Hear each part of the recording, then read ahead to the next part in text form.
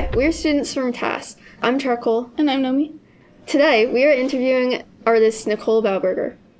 Nicole creates paintings, sculptures, which we have had some experience working with her already, and she's an amazing cook. And we are also joined by Jaina and Alannah. All right, so first question, who are you and what do you do? I guess I'm in the process of learning how to be a human being before I die. How did you know that your career as an artist was starting? I mean, this is one possible story. I was studying mathematics and English literature at Trent University, and I was doing fourth-year courses.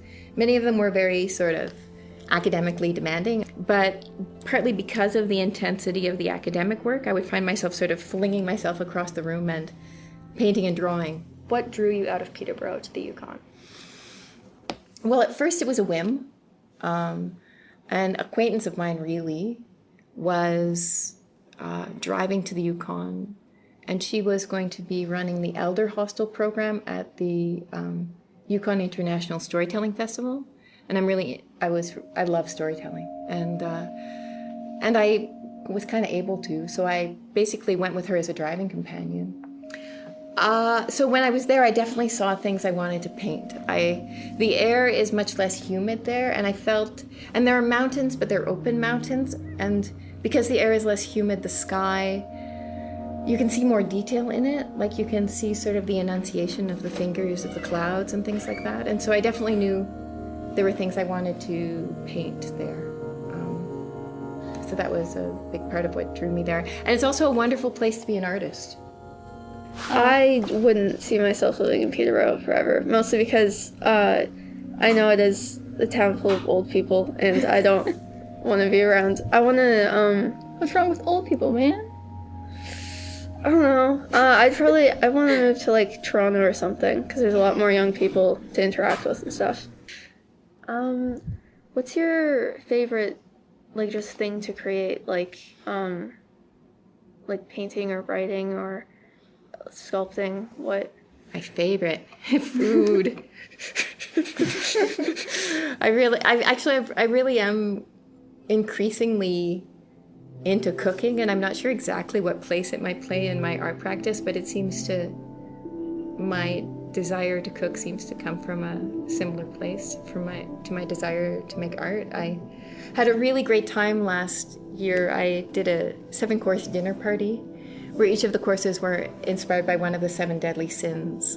Oh, cool. And I really enjoyed that. Wrath, for example, I steamed artichokes, and I made a butter and 2 kinds of mustard and garlic sauce where you whip them together, and it became this absolutely delicious sauce. Mustard, because mustard is associated with the choleric humor, which is associated with anger. She seems to have a lot of experience in food, which means she can She make was different saying, kinds. Words basically that I don't know. all the dish names. I was like, what even are any of those words? Yeah. The only thing I understood was asparagus and arugula. Did she say asparagus? Artichoke. Yeah. Oh my God, Jesus! I can't even. Oh my God. What do the ravens represent in your work? Oh, I'm not sure they represent anything in particular. They're my neighbors, right? I have ravens in my life every day. There are lots of meaning people can make out of them, but they don't represent death or anything in particular. They're just, one of the things I like about ravens is if you look at a raven is looking back at you, and I feel a certain equality that offsets the sort of possible objectification of making an image of something and selling it. Because a raven would totally be willing to, if it could manage it, paint a painting of me and sell it. I feel like they can fly, but I can drive. There's a sort of a tentative, we're investigating each other when we look at each other, and that reciprocity, and I guess I really respect ravens. They're ingenious. They make all kinds of gorgeous and creative sounds. They're the world's largest songbird, in fact. I have these group of ravens that come by my house nearly every day, and we feed them a ton of peanuts. Oh, wow. And they're really the most respectful, I guess, bird, because all the other birds that we feed, they just scream at us and just try to eat as much as they can as possible. Whereas ravens, they're probably the most shy out of all the birds that we feed. And I also really like ravens. I like research them a ton, and they really are just like really beautiful creatures. Ravens actually try to talk to us humans, which is like most wild animals don't. Like they'll watch us because we're dangerous or because we might be a source of food, but they don't talk to us for no reason, and who can blame them, right? We're really an embarrassment as a species.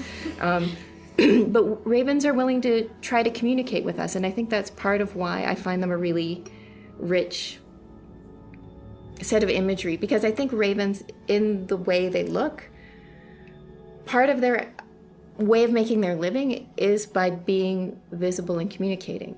And the fact that we're so excited about these stories is part of why I paint ravens. I probably would hang up some of their crow-related art in my room, like the crows and ravens and stuff, just because they're my favorite animals, so, and it's also, like, supporting, like, local artists that I know, and because, like I said, just printing out, like, any old, or, like, getting a painting of, like, any old, like, crow painting, I can know, like, the story behind it more. And also just, like, go, like, oh, hey, that's something that Nicole did, Like, every time I see it. What do you think an arts community is? Well, to me, an arts community is just, like, basically any group of people that's kind of have, like, a shared kind of passion for art or like shared motivation for art, and then they're able to bounce around ideas. So I think an art community is just like any group of people trying to build each other up as artists. That's interesting. I think that another positive part of an art community is that, like, I personally, like, really enjoy music too. So kind of getting to combine the different arts that you enjoy is part of it, because you're not just having to stick to one. Tell me about your animals. I have 2 miniature pinchers, so they're tiny little puppies, but very loud, and we live in an older neighborhood, and for some reason there's a lot more squirrels, so they like to chase them and steal all the vegetables in my garden. Because The dogs do? Both dogs and the squirrels. Okay. There's a lemon in our backyard every once in a while. I don't know where they come from, but it's a fun adventure. Wow, the mysterious lemons of Peterborough.